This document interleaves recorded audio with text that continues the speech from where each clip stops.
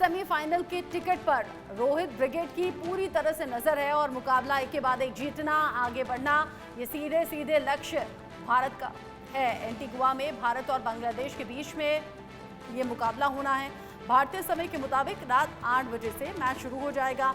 भारत ने सुपर 8 के पहले मैच में अफगानिस्तान को हराया है। ऐसे में बांग्लादेश के सामने अब करो या मरो की स्थिति बची है।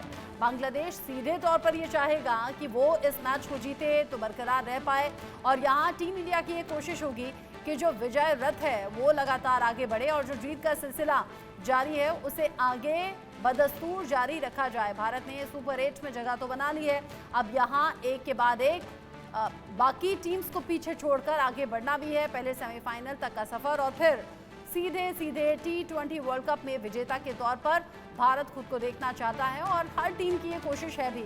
एंटीगुआ में भारत और बांग्लादेश के बीच में टक्कर होनी है। रात 8 बजे से मुकाबला होगा। यहाँ मुकाबला एंटीगुआ के सर विवियन रिचर्ड्स स्टेडियम में खेला जाएगा। इस मुकाबले में टीम इंडिया जीत हासिल करने के इरादे से उतरेगी। अगर इस मुकाबले में टीम इंडिया को जीत मिलती है तो टीम सेमीफाइनल में लगभग पहुंच जाएगी। वहीं टीम इंडिया के खिलाफ बांग्लादेश को जीत मिल भी जाती है तो सुपर 8 में अपने आखिरी मुकाबले में भी जीत उसे हासिल करनी होगी। इसके बाद ही सेमीफाइनल का रास्ता उसका बन सकता है। टीम इंडिया को अपने पहले सुपर 8 मुकाबले में अफगानिस्तान के खिलाफ जीत मिली थी। वहीं बांग्लादेश को ऑस्ट्रेलिया के खिलाफ हार का सामना करना पड़ा है। भारत 2 अंक के साथ पॉइंट्स टेबल में दूसरे नंबर पर है, जबकि बांग्लादेश की जो टीम है वो 0 अंक के साथ टेबल में चौथे नंबर पर है। टेबल की टॉप 2 टीमें ही सेमीफाइनल के लिए क्वालिफाई कर पाएंगी। टीम इंडिया और बांग्लादेश के खिलाफ T20 फॉर्मेट में 2009 से अभी तक कुल 13 मैच खेले गए हैं।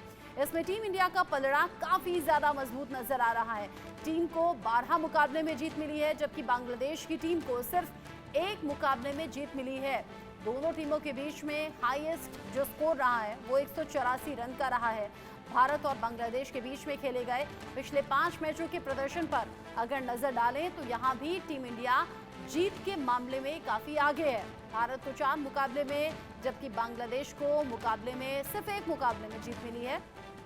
दोनों ही टीमें 6 अक्टूबर 2023 के बाद आमने सामने अब होंगी और आमने सामने होंगी तो बांग्लादेश की कोशिश होगी करो या मरो और अब टीम इंडिया की सीधे तौर पर यह कोशिश होगी कि जो जीत का सिलसिला है उसे बरकरार रखते हुए सेमीफाइनल तक का अपना सफर पूरा करें और अपनी दावेदारी को और ज्यादा मजबूती के साथ सामने रखें। भारतीय समय के मुताबिक रात 8 बजे ये मैच होना है सुपर 8 के इस पहले मैच में, जहां भारत का कॉन्फिडेंस बढ़ा हुआ है अफगानिस्तान टीम को हराकर। यहाँ बांग्लादेश उस कॉन्फिडेंस से दूर है क्योंकि अपना पहला ही मुकाबला सुपर 8 में बांग्लादेश की टीम हार गई है। इस पर हम बात करेंगे। मनोज जोशी मेरे साथ स्टूडियो में मौजूद हैं, स्पोर्ट्स एडिटर हैं और बेहतर तरीके से एक एक मैच को बारीकी से देख भी रहे हैं और सिचुएशंस पर भी बात करते हैं।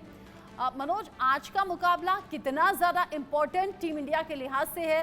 टीम इंडिया जाहिर सी बात है अपना जीत का सिलसिला बरकरार रखना चाहेगी। पिछला मैच ऑलरेडी जीत चुकी है, सुपर 8 का पहला मुकाबला जहां उसने अफगानिस्तान को मात दी है।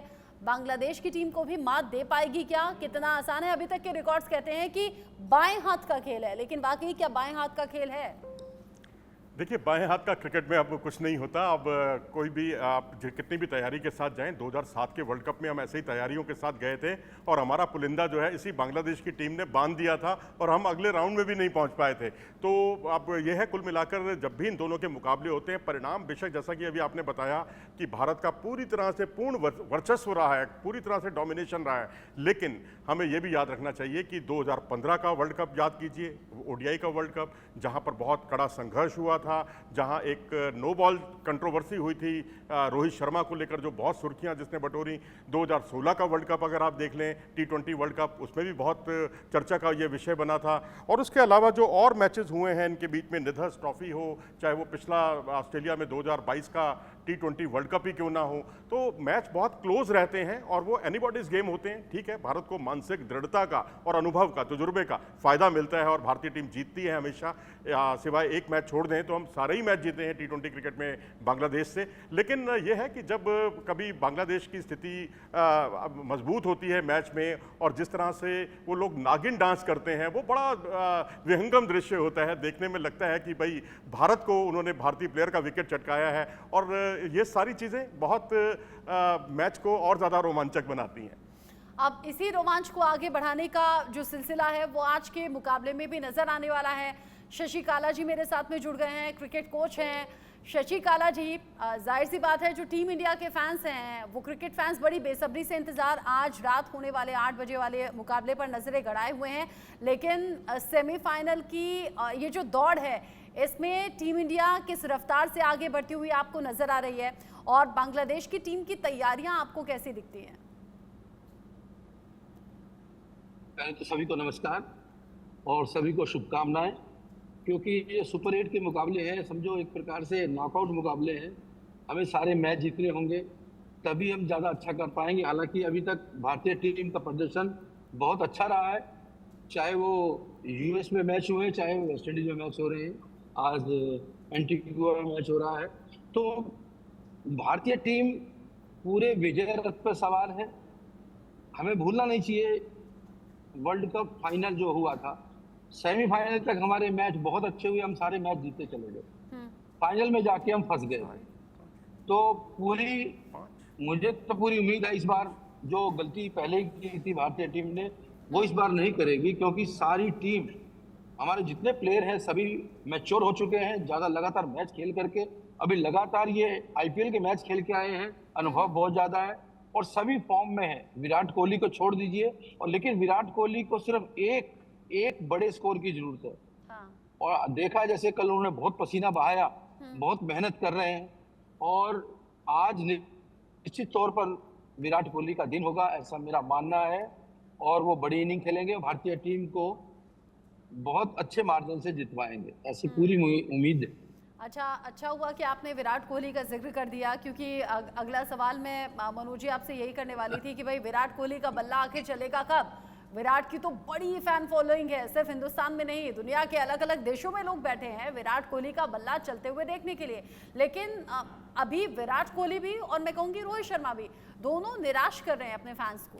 जी हाँ, बिल्कुल सही कहा आपने, दुखती रग पर आपने उंगली रख दी है, क्योंकि अगर आप पिछली 10 पारियां देखेंगे इन दोनों की, विराट और रोहित की ओपनिंग जो भागीदारी है 50 रन की नहीं हो पाई है T20 क्रिकेट में। ये वाकई बहुत चिंता की बात है। और विराट कोहली जो बहुत नेचुरल गेम खेला करते थे और जिस तरह से आईपीएल से पहले उनके स्ट्राइक रेट पर सवाल उठे, उसके बाद उन्होंने बहुत ही तेज़ ताबड़तोड़ बल्लेबाजी करनी शुरू कर दी और उसके बाद आपने देखा 155 के स्ट्राइक रेट से उन्होंने आईपीएल में रन बनाए, जिससे पहले कभी नहीं बनाए थे। और वही एक दबाव उन पर अब भी दिखाई दे रहा है, क्योंकि पहली गेंद से आपको प्रहार करना कोई बहुत यहाँ उचित नहीं होगा। यहाँ आप खेलें 10 से 15 गेंदों पर आप रने बॉल खेलें, उसके बाद आप जब एक बार आंखें जम जाएं उसके बाद आप प्रहार करें। क्योंकि जितनी अगर आप देखेंगे जो सीमर्स की गेंदें हैं, फास्ट बॉलर्स की गेंदें हैं, उस पर या तो वो थोड़ा सा आगे बढ़कर अक्रॉस खेल रहे हैं या लाइन में आकर सीधा खेलने की कोशिश कर रहे हैं, और दोनों में ही वो फंस रहे हैं। चाहे वो 3/4 लेंथ हो, चाहे वो लेंथ बॉल हो, उस पर वो अक्सर आउट हुए हैं। तो अलग अलग बॉलर, अलग अलग शैली के बॉलर से वो आउट हुए हैं। तो मुझे लगता है विराट कोहली को अब थोड़ा सा अपने अंदाज में खेलना चाहिए, जैसा कि जिसके लिए उनका गेम परफेक्ट है। और अफगानिस्तान के खिलाफ उन्होंने कोशिश जरूर की थी, पुराने वाले विराट कोहली हमें दिखाई दिए थे शुरुआती ओवरों में, लेकिन ठीक है, बहुत पारी को लंबा नहीं ले जा पाए। अंदाज मिसिंग है क्यों?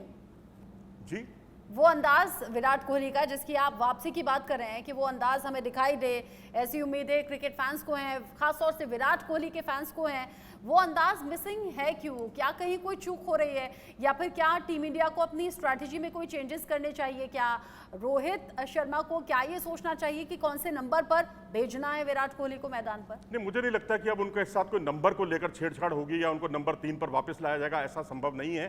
क्योंकि जब शुक्रवार को रात को ये टीम वहां पहुंची एंटीगा में, और उसके बाद शनिवार को ऑप्शनल प्रैक्टिस सेशन में विराट कोहली ने लंबे लंबे शॉट्स खेले अपने प्रैक्टिस सेशन में, क्योंकि केवल 4 प्लेयर ही वहां पहुंचे थे और उसमें विराट थे, रोहित थे, जडेजा थे और संजू सैमसन थे। संजू सैमसन के भी आज खेलने की संभावना है। तो रही बात आपकी कि क्यों ऐसा हो रहा है विराट कोहली के साथ, एक जो उनका नेचुरल गेम है उससे वो अलग हटकर खेल रहे हैं, क्योंकि नेचुरल गेम उनका यही है कि आप सिंगल्स लें, स्ट्राइक रोटेट करें और बीच में एक आध चौका लगाएं और अपनी रन गति को तेजी से आगे बढ़ाएं। लेकिन यहाँ पर वो पहली गेंद से जो प्रहार करने वाली जो प्रवृत्ति है उसको थोड़ा उन्हें छोड़ना पड़ेगा। अफगानिस्तान के खिलाफ उन्होंने कोशिश जरूर की लेकिन उस पारी को लंबा नहीं ले जा पाए, मुझे लगता है इस बार जरूर ले जाएंगे।